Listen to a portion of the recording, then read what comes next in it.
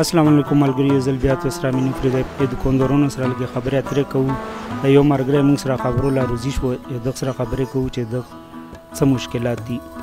السلام علیکم. وعلیکم السلام. السلام شیو په خیر راغللې. زمونږ ستونزې لا چې تا د ویلو کې لا راغللې، ډېره شکریه او ډېره مننه تو ادا کوو چې دلته راغللې. لږ خپل تعارف وکړئ. نو موقع کوم ځای اوسېدونکی او دلته څه کاروبار؟ زه خو په کوم کمرخیل یم، د بودې اوسېدونکي یو ټول خلکو شه بس پرېدي یو د بډې موږ د چپړو مپړو کاروبار کوو. د خلک چې څومره دي ټول راوتلي دا د مختلف قومونه موږ سره زوی شوي یو. د بډا کې داسې لږ کاروبار مو روان کړی، داسې کم څه کم داسې چې چا د 100 لکو کاروبار ونه 2 لکو کاروبار یې روان کړی، ځکه چې دا لوکاټ ډېره وځبېدله او ډېره خرابه شوله، ځکه چې د موږ خلکو کومه سرمایه وه هغه ټوله ختم شوه د غلطو په وجه باندې. په د ملک باندې یو داسې حالات تېر شولو چې د خلکو سرمایې کاروبارونه هر څه پکې ختم شول. کم څه کم اوس خو زه داسې به وایم د خپل مارکیټ په باره کې چې چاله پکې هغه دیاړي هم نه پاتې کېږي چې هغه کومه دیاړي موږ له مثال هغه دیاړي کوي ته میلوېږي، خو بیا هم د خپل کاروبار خپل محنت خپله خواري نه پرېږدو په دا وجه باندې چې ویایو چې څه الله پاک کله خو به ښه کړي پکې که نه کله خو به پکې مخه میلاو شي.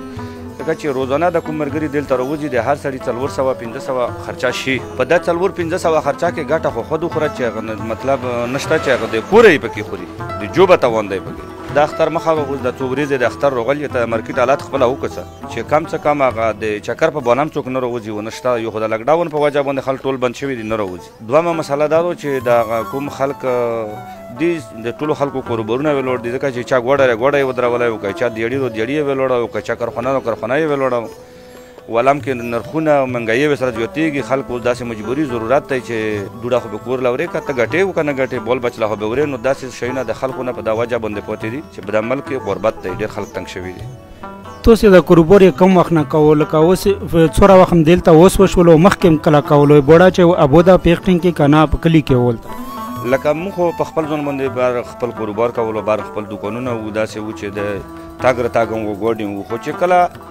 د الوکا خرابه شوله انقلاب راغی په د الوکا باندې، نو د موږ نه هغه دوکانونه هغه کاروبارونه هغه هر څه پاتې شول. چې کله انقلاب راغی د موږ نه د ټول کاروبار خراب شول، ځکه چې بارم کاروبار ودرېدلو دلته هم ودرېدلو. حالانکه کاروبار خو ودرېدل څه کوي چې موږ ډک دوکانونه سامانونه هر څه پاتې شول، د کورونو پورې هر څه پاتې شول په د انقلاب کې چې موږ راووتو. هغې نه دوباره موږ چې دلته د انقلاب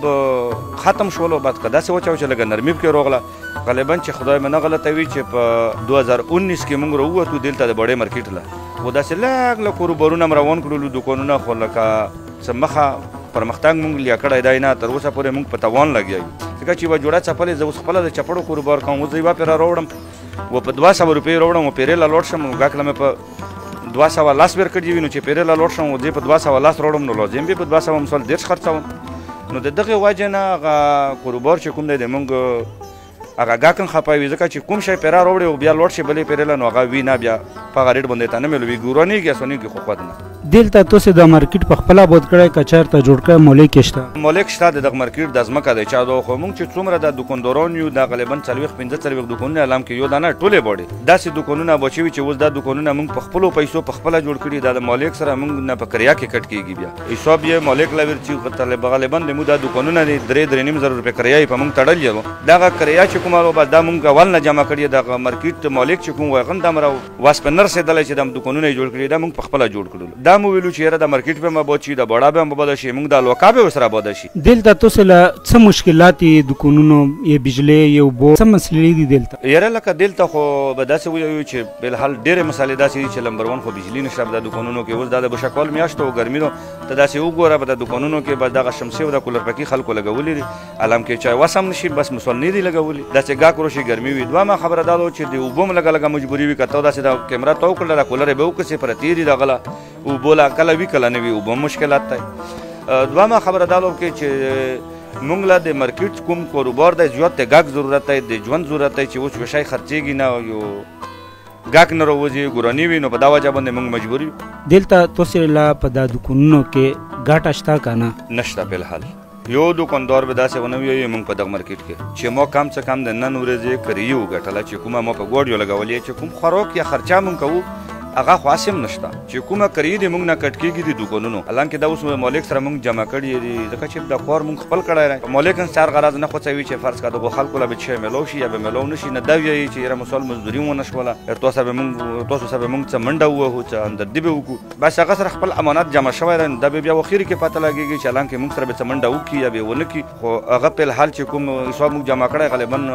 پاکې څه کمای نه دی راغلی ځکه چې بس د سره جمع دی چې کله یو ټیم پوره شي هغه به ځان که چې پروسه کې نه درې مهینې موږ له ویلي دي چې تاسو پسې موږ کریا سټارټ کړي حالانکه بډې دوکانونو اوس هم داسې دوکانونه شته چې شار د کریا نه شو خو موږ به داسې وو چې د مارکیټ هم جوړ کړی وو مجبور وو چې کریا هم نه منلی ویلي ورته چې پرېږدو اوس حالات څنګه دي بوډې د بوډې خو ماشاءالله امن ډېر قایم دی هیڅ خطره پکې نشته څه ډور تراو پکې نشته دی او ماشاءالله ښکلی امن دی پېښور نه امن هم پکې ښه دی لکه چې مثال داسې وچوه چې هغه کوم حالات دي دا بالکل ټیک شوي دي چې کوم بار سرمایه کار دي هغه ټول داسې دي چې اوس بوډې لاره مات شوي دي انشاءالله الرحمن توقع هم شته چې بوډا به د ترقۍ په لور روانه شي لکه مخکې کم دوکانونه وو خلکو اوس یې غول هغه نه میلویږي په دا باندې چې خلکو لانجې اعتراضات شته په دا ځمکو په دوکانونو باندې لکه دا خو اوس مختلفه خبره ده چې د چا دوکانونه وو لکه اوس مثال د ما دوکان و زه به د ځان خبره وکړم علام کې هغه خښتې یې هم نشته دی هغه ګډر ټیرنې یې هم نشته دی سامان خو سار وخوره نو موږ دا یو ریکویسټ دی د ټولو خلکو لپاره د بوډۍ لپاره چې کوم شی نورو خلکو له میلاو شول لکه میرالي میرانشاه کې میلاو شولو یا فرض کا په وزیرستان کې په نورو ځایونو کې میلاو شو چې دغسې د بوډۍ خلکو لاندې شی میلاو شي چې کوم تاوانونه دغو خلکو شوي دي حقدار خلک دي ځکه چې اوس یوه لنډه خبره به وکړو اوږده وبینه چې اوس ډک دوکانونه د خلکو نه پاتې شول حکومت کرفي ولګوله میګا یې د غلو کې له نشور نه سامانونه څه شو چا یوړ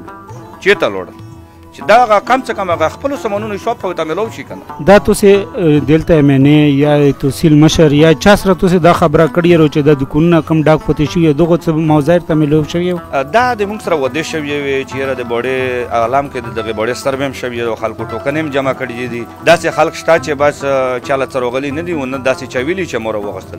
ایم این ای له موږ دا خبره کړې ده ایم پی ای له موږ دا خبره کوو بیا یې مې ته کوو او حالانکې وخیر به موږ د خلک مجبورېږو چې کوم د موږ د دغې بوډۍ یونیان دی دا به یوه ورځ غونډه کوو که خیر وي دا به ټول راوچتېږو موږ به احتجاج کوو فورم نه چې موږ سره حکومت هیلپ وکړي چې د کوم تاوان دی موږ شوی چې کم څه کم دا خو ورته میلاو شي که نه ډېره مننه عزتمند ډېره مهرباني چې موږ سره تکلیف وکړو دلته راغلو